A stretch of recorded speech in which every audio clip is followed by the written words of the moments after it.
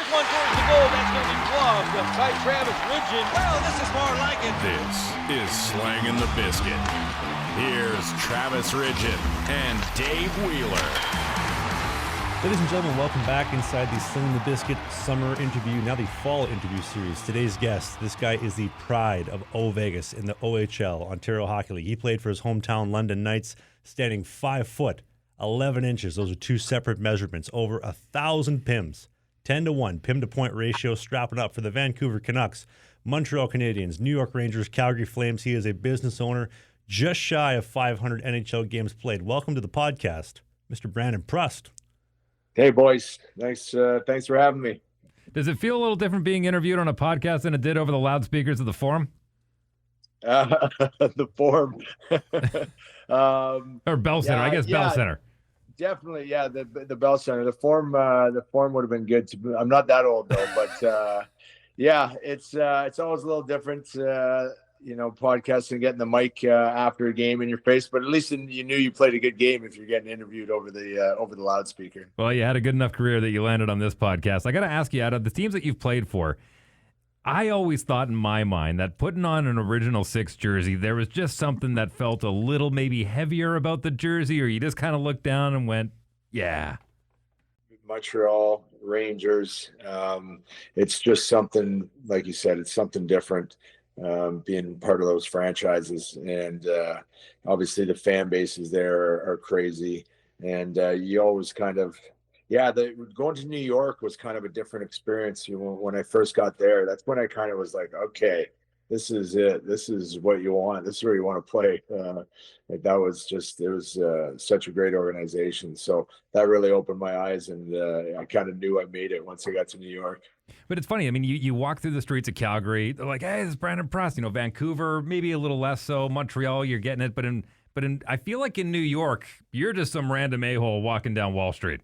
Well, and you definitely, obviously, not as much as the other places you're known. But New York, it's surprising how many people know you. But I think they're so used to seeing celebrities that they just kind of go, yo, what's up? And hey, good game the other night. It was surprising. I didn't think anybody would know me. Just walking, going to Starbucks. I was at my apartment, and then you hear people like say stuff, and you're like, "What? Really? you watched the game last night?" And so I think they're just kind of used to seeing a New York Knick or a Yankee or a Met or something walking down the street, and they just kind of leave you be. In Montreal, you'll be eating some eggs and someone will just come right in and you're like, all right, yeah, can I finish my eggs before I take the picture? So it's a little different that way. Did you have any good interactions in New York? Because the one that Kevin Hayes tells about being in Winnipeg, he gets traded, plays the first game, finishes -3, he's at Starbucks the next morning. The two guys in front of him in the line are saying, you see that Hayes guy? No defensive game. He choked the puck up like 3 times last night. He passed the guy on the shoulder. Oh, Don't worry, guys. I'll be better next game. Oh, man. That's hilarious. Actually, one time, so after I got traded I didn't get traded. When I signed in Montreal, when I left New York and I played for Montreal the next year, we met them in the playoffs, and we went to the semifinal. We went to the conference finals, and I think it wasn't the next year; it was a year after. So, and that's when I broke Derek Stepan's jaw. Game 3, I hit Derek Stepan, break his jaw. I got suspended for 2 games, and I'm walking to the rink the next day. Obviously, I didn't go on the bus. I'm suspended. I was walking with Travis Moen. We're walking to the game, and there was fans just screaming at me, yelling at me. So guys following me with a camera as I'm just getting heckled by all these people that were like wanted to kill me because I broke Step's jaw. Like, they were ruthless. I was like, hey, you guys used to love me a couple years ago. Now they just I was an enemy there. And, short memories in Montreal. Short memories. And let's talk about that hit since you brought it up. Do you still feel like you gave him enough warning on that one?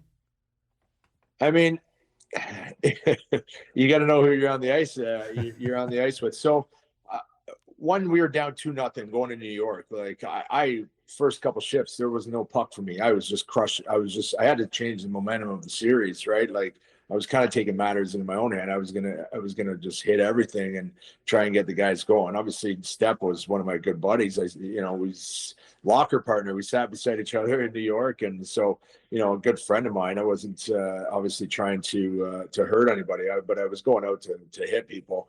And he moved the puck, and I just was finishing my check. The check's clean. It's a fraction late. They say a late check is like 0.8 seconds or something, and I was like 1 second after he moved the puck. So it was literally a difference of 0.2 seconds. So yeah, it was I mean, if he didn't break his jaw, would I get suspended? But he had but he didn't miss a game. He didn't miss a beat. So I was challenged how broken his jaw was, because I've broken my jaw twice, and there's no way I was playing. Was there a phone call that happened after? Yeah, I called him and apologized. I think I called him or texted him. Actually, I texted him, and then I don't think he really responded. And then I think I said something in the media the next day, and then he called me and said, "Hey, sorry, I was just like, I was kind of flustered and didn't get back to your text or whatever." So we ended up chatting, and we see each other at alumni games and still talk about it to this day. Gave you 2 Mississippis, fella. There was still a third waiting for you. Yeah. What was it like playing in New York, though, as far as like having Torts there? That must have been an experience. Yeah. You know what? Torts was one of my favorite coaches. He was a hard ass, but I mean, I loved coaches that, he was passionate, he cared, great X's and O's, always a great game plan.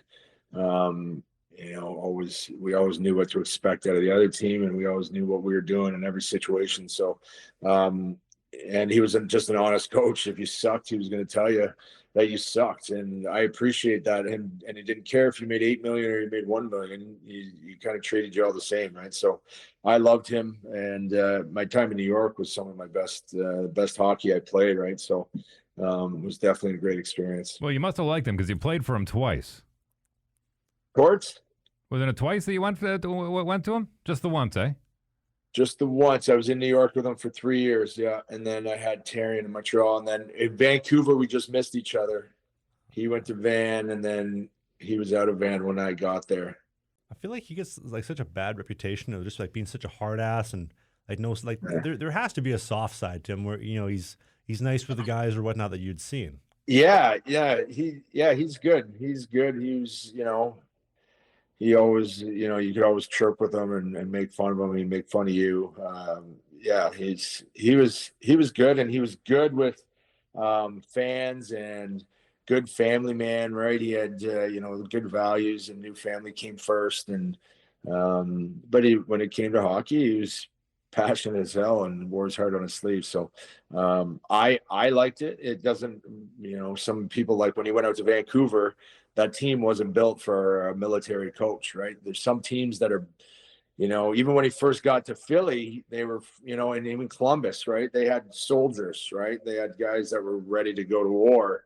But you get to a team that's, used to playing together and used to, Alain Vignon, and they could kind of do whatever they want. And then they had this drill sergeant come in. They're just like, you, buddy, get out of here, right? So like it was just I played in Vancouver. I knew that, like I heard it firsthand from some of these guys. Like they were just, no, you're not coming in here and bossing us around. Basically, they had their little boys, they had their boys club. So I think that's kind of what didn't work there. Well, I think you would hang your hat on the fact that you were an old school style player. He's an old school style coach. And I mean, looking at the game now, those guys are starting to be less and less behind the bench. And even some of these players are less and less that way, where you don't coach a team anymore, you coach individuals.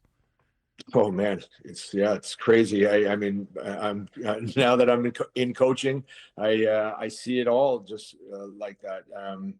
That it's you're just doing a lot of back rubbing. Right? You're just trying to hurt nobody's feelings, right? And just kind of make sure everybody's good. It's just a little bit different. You can't like some of the coaches that I had. Oh my God, they would tear your soul out. They would just rip you, right? Like I've seen coaches make grown men cry, and they just get back out and nothing really happens. But now you got to be, you definitely got to coach a different way, teach and for me, for my philosophy is just be honest with these guys, right? Like my door's open, but I'm going to be brutally honest. If you played like shit or you're not competing, I'm going to let you know, right? So, but you got to try and, you got to try and keep everybody happy. You got to manage players. And I think coaches, I think Torch started learning that. And, I think he got better at that, adapting to managing players, right? And trying to make sure because you want everybody happy, right? If you have a couple miserable guys, it really affects the whole team. So you're trying to do your best to make everybody happy. Now, do you find that the game is moving in the right direction, or do you think you could spice a little bit of that old school in there? It's tough to say. Obviously, we're kind of old school guys, right? And I think the fighting is kind of obviously junior. It's kind of going backwards. They can only have, or not backwards. I mean, you can have 3 fights now, and you start. I remember we had 34 one year in junior. These guys are allowed 3, and they start getting suspended. So it's different that way. But I think the NHL has done a good job at kind of that fighting seems to be coming back a bit. Guys are sticking up for each other, but it's just more middleweights. You don't have those big heavyweights anymore. You got just a lot of middleweights going together. So you watch the fights, and they're like, "Oh, that was a great fight." And in your head, you're like, "That's just because they didn't really know how to fight. They were just chucking, right?" So, but I mean, it's tough to say. Obviously, it's changing. It's a lot of skill out there. And I remember Torch actually said something in an interview. He said it's a dumb game now, and it's true because nobody watches hockey anymore. These kids, they just watch highlights. They cannot sit down and watch a full hockey game.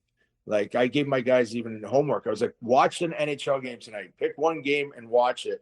Please just watch it because they don't see how plays develop. They didn't see how they saw the 2 passes before the goal, but they didn't see how they broke out of their zone or, you know what I mean? They don't watch. And if they do sit down and watch a full game, they're probably on their phone for most of it. So it's just they're just not as smart, I don't think, anymore, right? They're just kind of, some guys are tunnel vision. Some guys, you're like, where did you watch hockey? So I think that's one big thing. I wish, like I learned, I think I was smart at hockey because, or I had a good hockey IQ because I grew up watching the London Knights, and my dad would take me 4 years old, and I would just sit there and watch every Friday night. I didn't even watch Zamboni go round and round. I didn't move. And I just watched hockey for years. And that's brought up my hockey IQ, and it kind of helped me with my success in hockey.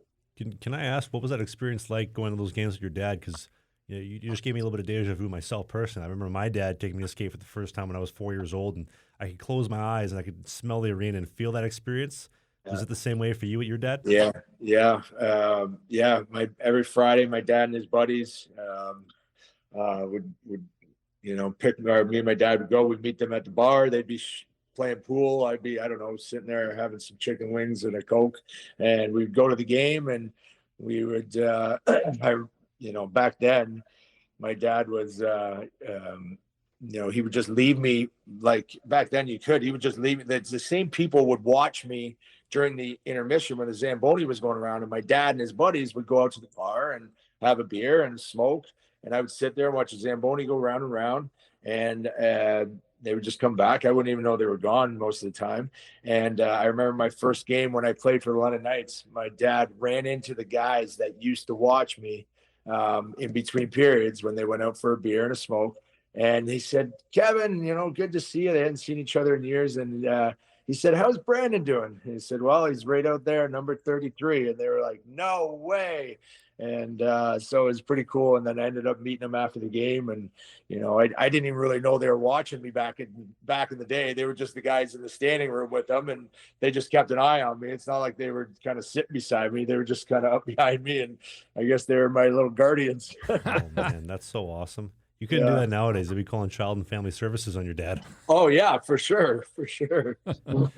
I'm curious, now that you're in a coaching realm and you talked about the attention of a lot of these players, it's weird because, again, coming from the generation where you would see a guy who had, even a cup of coffee in the show be like, "Oh, I remember you playing in this game," where now these kids can go home and literally pull up clips of you on YouTube and say, "I saw you last night, that game against whoever."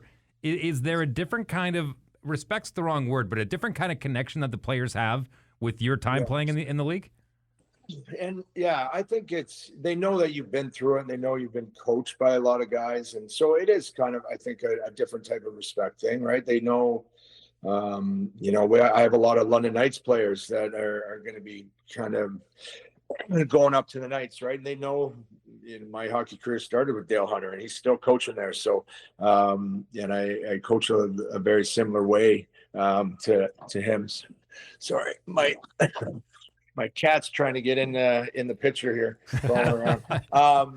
But sometimes these guys are sending hockey fights of me. It's on our team chat. They'll throw on some old school hockey fights that I got into, and or send them to me on Instagram or something like that. So it's good, and I think they definitely always appreciate, and even our coach Roman Nadur, he's played lots of pro, and so guys know that you've been through it, and they know that you've been through an era of where it was hard-nosed hockey as well, right? So I think it definitely helps with the coaching and them listening to what you're trying to teach. And how are you enjoying the process of coaching? I mean, overall, you stayed involved in the game, which is a very small percentage of guys coming out of the league. A lot of guys, and we can talk about this a little bit if you like, but that transition you made where it's like, okay, my playing days are done. What am I going to do now? Yeah. Not a lot of guys get the opportunity to get into coaching. So how are you feeling that you adjusted from playing to where you are now? Yeah, I'm really happy I did it, and I actually wish I did it sooner. When I first retired, and the Knights asked me to come on board with them in some capacity, right? And then because I'm good friends with Dylan Hunter and Dale, and very close with all those guys. But when I first retired, I didn't know what I wanted to do, and I just wasn't really ready for it. I wasn't really ready to I just retired, and I wanted to travel and golf. I wasn't ready to get back into a job. And so I kind of didn't really get into it right away. And then COVID hit, right? So it was kind of at the end of COVID, I opened my gym, and then got the opportunity to coach.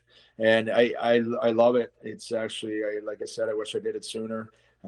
It's good. It's the next closest thing to playing. You're right back into the fire. The blood's pumping. You're getting amped up for games. You're trying to get the boys amped up. Sometimes you wish you could jump out on the ice, but it's good. And to see these guys progress and learn and become better and win hockey, it can get emotional sometimes, right? To see these guys and see them improve and see them buy into the system and win hockey games. It's fun. Well, it's funny you say that, and coming from a guy, and it's been eons since I've coached, but I remember that's one of the biggest things that I found when I was behind the bench is trying to tell somebody what to do out there and not being able to go out and show them how to do it. Yeah, that's and even today we're working on some power play PK, and I was trying to show some PK, and at least in practice I can still move around pretty good, where I just let the guys. I actually played PK. I said, you just can't shoot it, but if you see a lane, if I'm not in your lane, you can shoot it. And just showing the guys how to properly get in lanes and shooting lanes and stick passing lanes and stuff. So it's good to get out there and do that. But yeah, when you're on the bench, drawing it up on a board sometimes just isn't good enough, right? So but the guys are good, and I got a good group of kids, and it's a lot of fun. I got to ask you, since you're raised in London, played in London, back in London, do you have aspirations to kind of move up in your coaching career, or are you kind of happy where you are? Yeah, I would love to move up in my coaching career. Obviously, if some opportunities come up. I do have the gym here, which is kind of something for right now. I don't want to leave, and I need to be here for that. But if a big opportunity, the gym can also run itself as well. So if something big did come up, I could definitely leave and do it. But right now I'm just kind of going day at a time, season at a time. This is season 2. And we'll see where it takes me, but I'm definitely really enjoying it.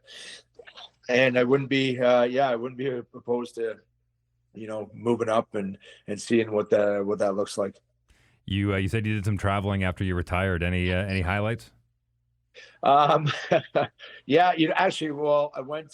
So David Boland is a good friend of mine in Florida, and Brad Richards is a good friend of mine still, and they're both Florida guys. And went to. I was traveling kind of everywhere, just golf trips, right? Going to Arizona and Florida, and what's the one out east in Halifax?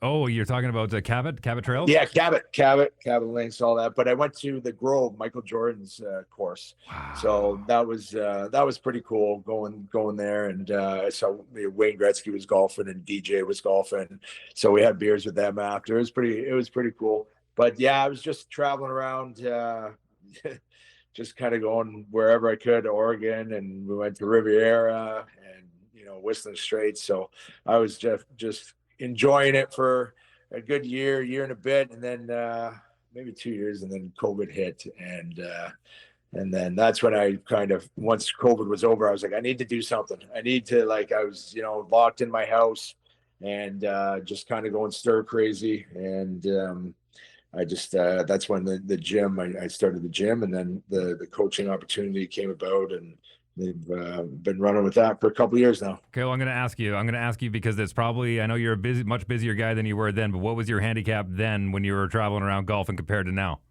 I was I was kind of like an 8 back then, 7 or 8. I'd say I'm about a 12 now, and I don't.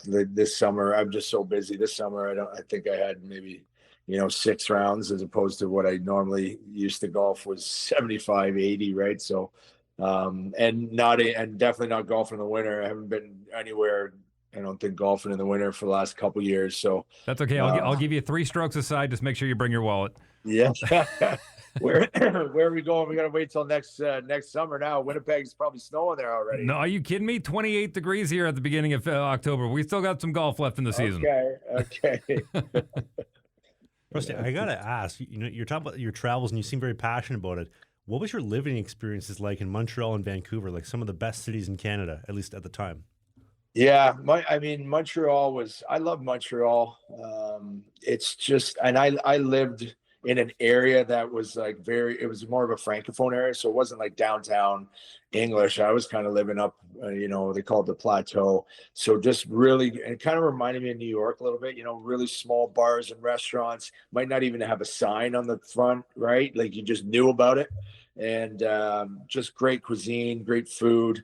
And then, Vancouver, obviously I was right in, right on the water. And were you a Kitts Beach guy? Were you living on Kitts Beach? No, I was. I think it was called the Cole Harbor or something. Cole Harbor, yeah, right along the waterfront. Yeah, Cole Harbor, right? So I was overlooking that, the mountains behind there and the water. Like, it was beautiful, and obviously great food there as well. But Montreal was definitely something very special. Well, New York was my favorite, though. New York was just an amazing city, and an organization that took care of you. I've never been in an organization that took care of you like the New York Rangers. Well, I'm curious now. The first time that I was in Manhattan, and I had to find Madison Square Garden. It's really uninspiring when you realize, I passed it. I mean, it's not a rink like other NHL barns where you can't miss it. I mean, it's literally on the 3rd or 4th floor of Madison Square Garden? The fifth floor. So what was your experience like first pulling up going, really? This is it? Yeah. I mean, it's pretty wild when you pull up there, and I lived, I would just take a cab to the game. Like, I would literally just walk out, hail a cab. There was no Uber back then. You just wait for that yellow cab, and it usually took about 5 seconds, jump in, and then you're pulling up the back of MSG and walking up that big, huge stairwell. And I mean, it's the oldest arena and one of the greatest arenas of all time. So it's pretty special playing there. I liked it before. I liked it better before all the renovations. The renovations are great, but just before, the fans were right on top of you. It was just so much old school. I know they had to update it, and it's great now, but just when I was there, it was the best barn to play in. Can you fill me in? Obviously, you're a little bit more seasoned than I am, but They did the renovations late 2000s, early 2010s, and the arena's been around since the 50s, roughly. Yeah. So I think I don't know if they did. Yeah, I don't know how old the arena's been around. I don't know when it was built, but 40s or 50s for sure. Yeah. And then I don't know if they did any renovations in between that, but they started that first phase of the renovations, I think, when I was there in 2011, and then it was completed by like 2014 or 15, I think. So it was kind of a 3-year process, but they just kind of made it more stadium seating, and they put in some more suites, and it's just more like backed up now. Before, I felt like it was like this before, right over top of you. Now it's just kind of like like a normal one. So it's not the same, but it's still a great arena. 1968 for the record. Okay, I was gonna say, yeah, it's like 50s, 60s. Okay, Not good. bad. That's a good little shift. So when they're standing like upright more like that, when they're playing the song, they're towel waving. That's a lot more intense when you're the visiting team. Yeah, they're just right. It just feels like they're right on top of you, and it's just louder. It just wasn't as loud. I remember when I went back, I was playing for Montreal, and I think it was even playoff time. It just, maybe it was a different view from the other side, and maybe I just didn't realize it, but it just didn't feel the same. We ask this question of everybody. I got to ask, you get your first big paycheck in the show. What do you spend it on? Oh, man. Probably something stupid, that's for sure. Oh, I don't even know. I don't where I was in Calgary. I probably, you know what? Well, my first paycheck, I think I was called up my second year. I was up for a few weeks, maybe a month. I probably spent it on the boys when I got sent back down. Took the boys out for a nice fun night. So I can't really remember any. Probably bought some stupid ass clothes like that looked ridiculous, right? And had some rhinestones and sparkles on it or something. I don't know. Maybe a watch. I probably bought a nice watch. I can't really remember what I spent it on, but nothing too spectacular. Well, speaking of barns, I was actually having a conversation with Pete Zedlacher, who's a comedian in Calgary, and we were talking about the old Saddle Dome. Man, they got to get a rink built there in Calgary sooner than later, because that thing was falling apart back in 99-01 when I was there. And then they had that big flood, like a few years back, right? Yeah, the Bow River flooded, and the whole ice level was flooded out. It's crazy. Did they get it approved? I know they have the plans, and then they're just waiting for the city to approve it or somebody to build it. I think they're waiting for a new mayor. Yeah, I was there a month ago. They've already started building the new arena. They have. I heard that there was pylons out in the old Stampede grounds. Yeah, they've already announced the Saddle Dome's getting knocked down in 2 years. Like the second the new one's open, gone. Okay, so they have approved it. Okay, because I knew there was some snags going on with that build, but that's good they're doing it now, because I mean the Saddle Dome's obviously a great place to play as well. Like that's especially during the playoffs there. That's one of the best barns. Sea of Red. That's a fun time. But so that place will be missed, but it definitely needs an upgrade for sure. What was living in Calgary like? It's like Joe Louis, right? Detroit. That building was amazing, but you got to eventually move on. Yeah, totally. What was living in Calgary like? I asked you about Vancouver, Montreal, but what was living in? I loved Calgary. That was my first couple years NHL. I was with the Flames for 5 years, right? Just up and down in the minors for a few years, and then 2 years full. But great city, just great kind of nightlife and restaurants, and but just kind of a smaller area. But great city. I still have lots of friends out there, and still try to get to a Flames game every once in a while. So I was there last winter. I went out there for a game and had some fun with some of the boys. You ever been to the Hawthorne Dining Room in Calgary? I don't think so. I don't think they let him in. What is it? It's the restaurant outside the Palliser Hotel, like the 1914 hotel. It's one of the most gorgeous dining rooms, place to have a meal I've ever seen in my life. Oh, really? Is it? And it's been around for a while? Yeah, the Fairmont Palliser. It was like an old Canadian Pacific hotel. Now it's the Fairmont Hotel, and since 1914, gorgeous hotel. Okay. No, I don't think I've ever been there. Prusty, would I be accurate in saying that there are some guys that can play the game leave whatever happened on the ice, and there's certain guys that kind of take that kind of stuff home with them. I kind of feel like you're the guy that would take a lot of that stuff home with them. Have you been able to kind of put to bed a few of these issues? Like I'll bring up the Brad Marchand thing. Are these a few of the things that you've been able to kind of walk away from after now being away from the game? Yeah, for sure.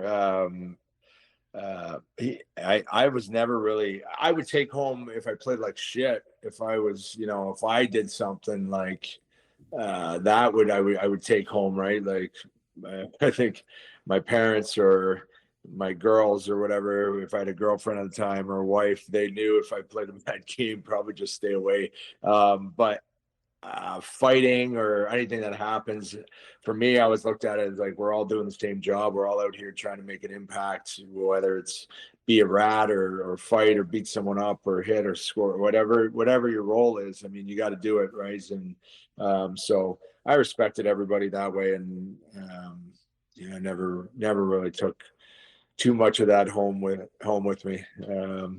I've come to terms. I've come to terms with everything in my career, and I've got closure, if that's what you're asking. Okay. So, yeah, there's no hard feelings left in this body.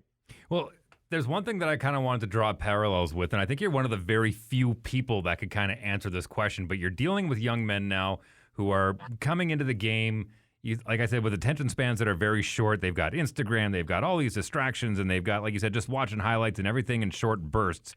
When you were playing in the NHL was really kind of experimenting with trying to expand their brand and get into different eyeballs and get into different people's faces.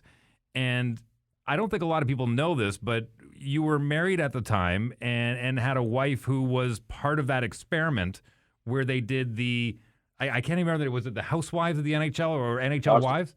Hockey Wives. What was that like as a player? Walk me through that.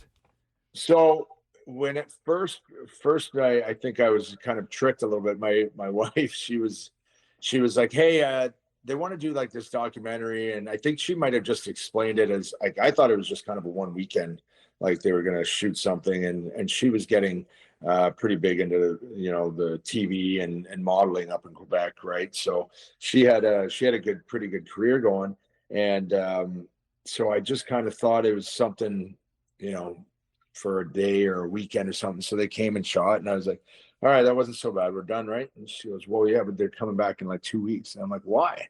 She said, well, they come every 2 weeks for like the rest of the year. I was like, what? I'm like, I didn't know about this. I'm like, you didn't tell me that. And so I think I was kind of tricked into it, but it ended up being an okay experience for me. They were pretty respectful. I could kind of choose if I was going to be in it or not. I guess it just depended if I was playing well and the team was winning, I would be in a good mood. If I wasn't playing well, we were losing, I'd say, fuck off. You can do this, shoot yourself, or I'm not going to be around for this one.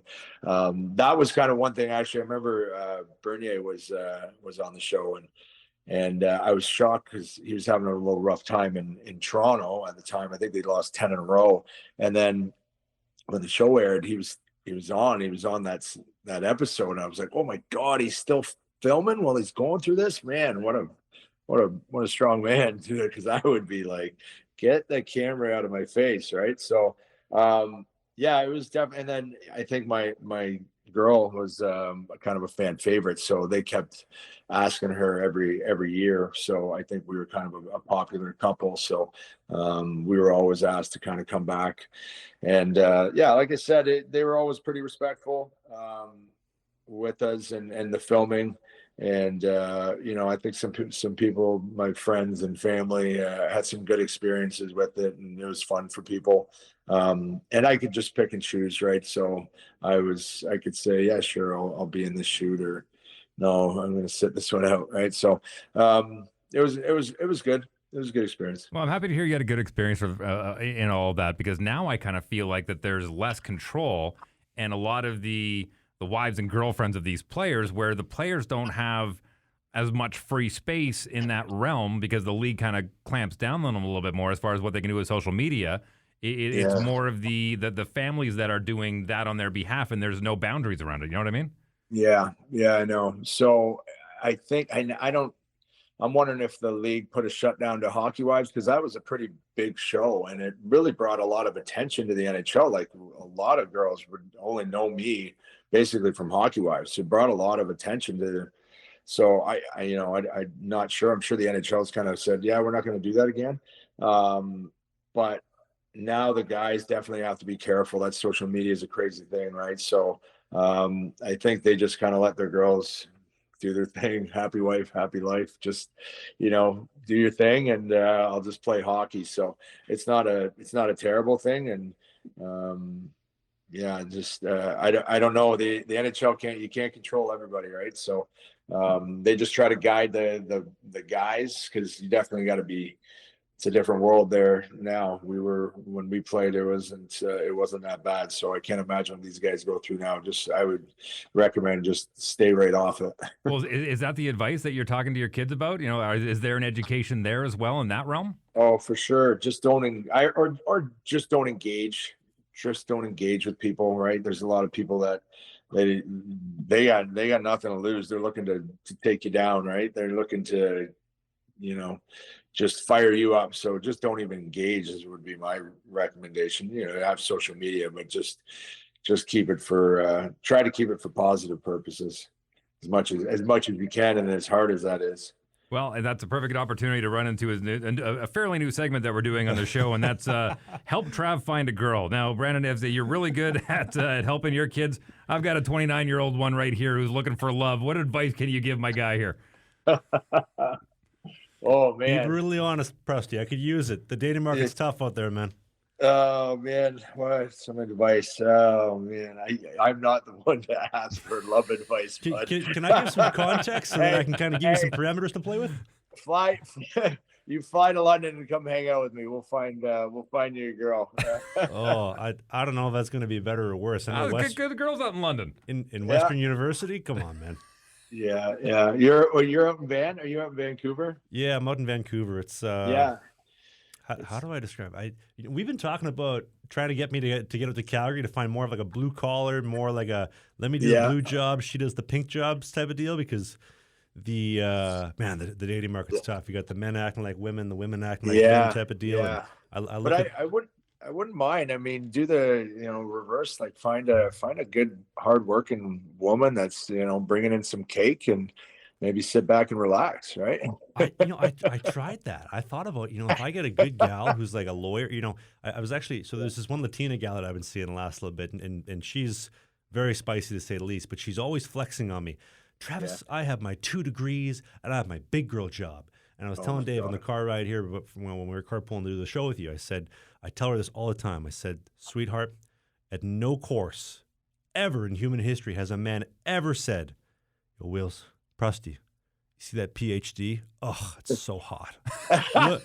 Look at that mask. No, it's look at that low cut V shirt. Look what's in the yoga pants. Nobody gives a shit about your degrees, but all these women love their degrees, but it doesn't move the needle for me. So Prusty, as a 29-year-old who has statistically escaped his first divorce by not getting married pre-30 and looking to continue that streak and finding more of a traditional woman, what advice would you give me? Because it is a lot cheaper and easier to learn from the mistakes of others than do myself. Well, I mean, one thing is I don't know where you'd go to find them, right? I don't even know how I met mine. It was usually kind of maybe at a bar or something. Like now, I've never been on a dating app. I don't know how. You just got to get out there, and one's going to hit you, I think, and you're going to realize it. But yeah, I mean, like I said, I'm not really the one to I wouldn't even know where to start to look. Like, did people pick up now with Instagram or like sliding into DMs or, I don't know, but you just got to find the one that makes you happy, buddy. Can I ask, are you still with the same woman from your playing days? No. Oh, I hit that statistic that you just mentioned, that divorced statistic. Oh, shit. I was divorced 30, probably 35, I would say. Oh shit! Sorry, man. Yeah, no, it's all good. It's all good. Well, did you get the cat in the divorce? No, this is the new one. Well, I thought I saw a dog crawling around there earlier. Dog parks are always a great spot to meet women. What kind of dog you got running around there? Yeah, you could do that. Dog park. That's the thing. I work too. I'm 41 now. I'm not going to go to the bars to pick up chicks anymore. But I guess if you're desperate, you gotta do what you gotta do. You know what I have So, found some success in, Prusty, is when I'm out in public and I see a very beautiful woman in my proximity, I will immediately try to find the fattest or oldest or ugliest woman nearby and talk to her to try to like offset, like, oh, look, if he's talking to them, he'll talk to anybody. And then I turn my attention like who I want to. I've had some success with that. The Instagram does work. It does help having the the check mark and the following, because you shoot right to the top. Yeah, of the you bin. don't realize a good-looking girl is doing that to you, trying to look for a better-looking guy. Yeah. Well, it's funny. I was telling somebody about that strategy the other day, but I always did it kind of with friends. So out of the bar, you'd have the really, really hot girl that all the guys were kind of, going after or trying to buy a drink, and maybe her friend just wasn't as hot as her, but their friend was kind of, I would always go to the friend. I would always just start talking to the friend and just being that really nice guy, get the friend a drink, even though I wanted a friend. But when it got time to like, hey, what are we doing after? The friend that you've been talking to is going to be like, this guy's really nice. Like, let's go to their place. And he's having some people over. Let's go there because, he's a really nice guy. So, because if that hot girl's getting all the attention, usually the friend is kind of pissed off. And when they say, okay, what are we doing? They're like, the friend would be like, hey, we're going home. We're out of here. But I would be so nice to him that she'd be like, okay, yeah, I'm down to like, go to an after party. So that was always my play. Always kind of go for the friend. I see. So she wants a little And then Ocho, you give her and a then little at bit the of after Cinco. party, you go for the really hot one. Okay. He's jotting all this down. I know he's making mental notes now. No, there's some light bulbs. Go ahead, Prusty. Yeah, but like you said you would kind of talk to somebody else so that the really hot one would notice you and say, oh, he's just a really nice guy, right? I will say it's interesting. I heard from a good friend of mine that when he has his wedding ring on out in public, he'll get significantly more attention than when he doesn't. And I've noticed that when I have a girlfriend, I get a lot more attention than when I don't. Forbidden fruit is always more tempting, man. So maybe you might have more of a swagger, right? You might have more of a like, I don't really care, or I'm not really looking, right? Girls might like that a little more. So if you're out there and you look desperate, they probably don't like you. They're like, oh, this guy's got empty nest syndrome. He's just looking for anything. Prusty, this has been a weekly staple for about 2 months, and I think this may have been the most progressive episode that we've had. I've learned quite a bit, and I really do appreciate the insight. If you don't mind, we actually, I'm glad you're enjoying this as well, Dave. We had a high net worth and divorce lawyer actually on the show over the summer. It was a really great conversation for an hour and a half and talking about basically exactly that, and how I think the stat was, and correct me if I'm wrong, Dave, 70% of couples within 365 days of the male retiring from the professional sport, within that time period, the woman is the one filing for divorce 70% of the time. Which I thought, like, that's insane. Over half the couples, well over half the couples are pulling the pin after a year. And I thought to myself, we talked with, a good friend of yours, Dale Weiss, in the show, and he was talking about the lifestyle change and how he, like, immediately, like, he knew his purpose. He knew what he was doing. There wasn't really much of a switch. But for hearing from other guys, there was, an immediate switch of, like, chasing excellence in the pursuit. And you're on the top of the world to, I'm just going to go pick up the kids at soccer, drop them off, and get a coffee. It's such a change. I'm wondering, like, do you have any thoughts on this? Yeah, I think, and also, I think it's tough because, when you retire, men go through a tough time, or athletes, I think, when they leave the sport, it's a tough transition because you're never really ready. I know we see, he knew what he wanted to do, but most people don't. They have an idea, but they're not really. It's a tough transition, so you can go through a hard time. And I don't know if the wives are just like, I can't wait for you to get over this for that long, like, and they just are like, peace out, buddy. You're not making that paycheck anymore, and you're not. I'm not going to the game Saturday nights with my Gucci's. So I don't know. But I know a lot of men go through a hard time when they if the wife can't stick it out maybe too long, or they can't wait a couple years for you to get your life back on track, and they just peace out. Maybe that's kind of the mentality of it, or they just get tired of it, or they're not used to being together 24/7 and they kind of get sick of each other. It could be another factor. They're not really sure, but it's definitely a stat that maybe people need to be aware of, just so they can be ready for that, post retirement. Well, I'm curious because you talked about the transition. Like you said, I'm retired. You took a year or two off, and you said, I feel like I need to do something. Was there at least an option from the PA to kind of help guys that are in a situation where they're transitioning out? I think there is. Not that I really ever really paid attention to it. I wasn't really dialed into that. There should be more. I think there should be more. Like even some guys that have been through it can maybe go and talk, because that was one thing. You think you're going to play till you're 38, but it can kind of end with abruptly. Maybe you have an injury, or all of a sudden nobody wants you, right? So it's a young league now too. So you could be 30 and being pushed out. So you have to be ready. Callie, you have to be ready for it. Callie, hey, come here. For those in the audio version, I think there's a dog. That's a dog. There's a dog incident That's happening. a dog. That's a dog for sure. That's why I got to watch on YouTube. The video version is so much better.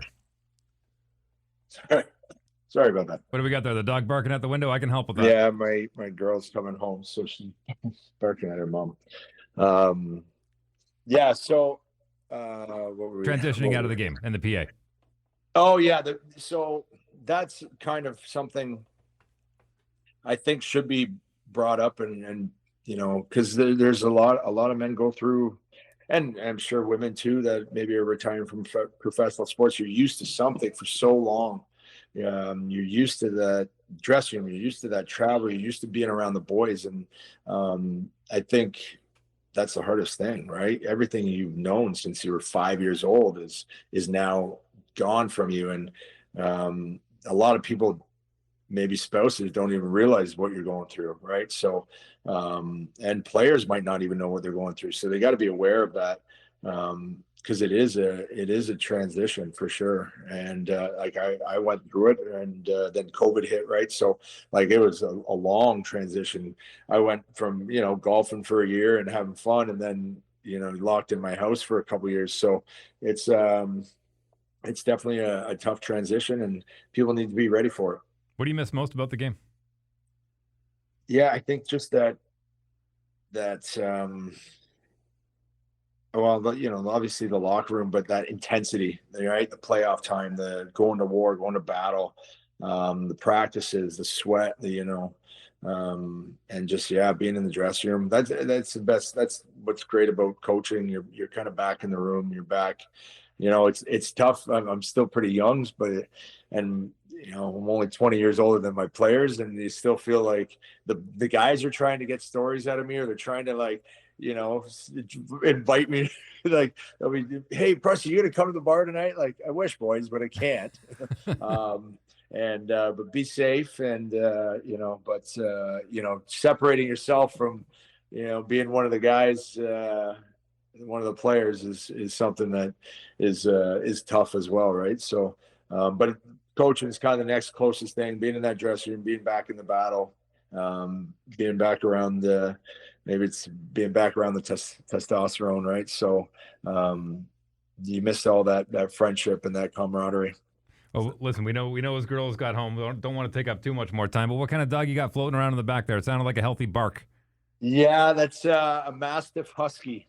Beautiful. More Husky or more Mastiff? I would say more Mastiff. Yeah, more Mastiff. But and then has the one kind of white eye, husky eye, and then a dark eye. So yeah, nice, good dog. Other than the barking. Anything else, Trav? Prusty, out of respect for your time, how much time of yours can we have? I have a few questions here. I want to pick the best ones depending on what your response is. She's she might be on the phone. She's on the card, or she's waiting for me to finish. 5 minutes. 5 minutes. Is that good? I can give you more. I want to ask you about Sean Avery then. What was playing with that guy like? Because I remember hearing him tell the story of Torts gassing him, and he said, F this, took all of his gear out and just tossed it in the Hudson River. It's probably still sitting there today. I heard that. He chucked it up in the Hudson. I got along with Aves. He was my line mate when I was there. So, we played pretty well together. We had some good chemistry. Got in a few fights alongside him, and I never had any issues with Sean. He was a good guy. Obviously, he did some stuff for some gap, people just going, what the hell? He wanted that shock value with some of the stuff he did. And, I think there was some, a little act going on there, but, he was a good guy, always good to me. And, I enjoyed my time with him. Last one. I want to know about your former teammate, Dale Weiss, who highly recommended you and told me you got to get Prusty on the show. Also, Rob Lalonde, Rob from Butt Ends, he said same thing. Prusty is a beauty. You got to get him on the show. And Carey Price, what was the playing with that guy like, especially in the Montreal era? Because it feels like the last time they had a real goalie, Bill Belichick's girlfriend was still in high school. So yes, Pricer was such a good guy, and great goalie, great teammate. He was more of a calm. He was just so calm, right? He never really got too emotional. He was always pretty just level-headed. So, but he was a great guy. Always loved his camel gear. One time we're going out for dinner and I see someone, I'm like, he carried around a knife? Yeah, he's always got his big knife on him. Like just a beauty. So definitely, I was definitely blessed with some good goalies in my playing days. So Lundqvist and Pricer back to back was pretty special. So always made sure I took care of those guys, and they always took care of me. So when anybody touched them, they knew I was going to kill them. So I know they did go head to head in the playoffs for just one game, but if you had to pick one, who was the best goalie you played with in your career? You only can pick one. I mean, Hank's gonna hate me, but I gotta say Pricer. But I mean, it's close. I mean, Pricer was just so he was bigger and just harder to. I don't know, the way he moved was just so smooth. Maybe it was just a little more elegant to watch. But I mean, it's tough to say between those guys. I even had Mika Kiprusoff, who was a great goalie in Calgary, and. I had Ryan Miller as a goalie, so I had lots of great goalies. But we'll give Hank best dressed, hands down. Oh yeah, for sure, best looking goalie for sure. That's best looking and best dressed for sure.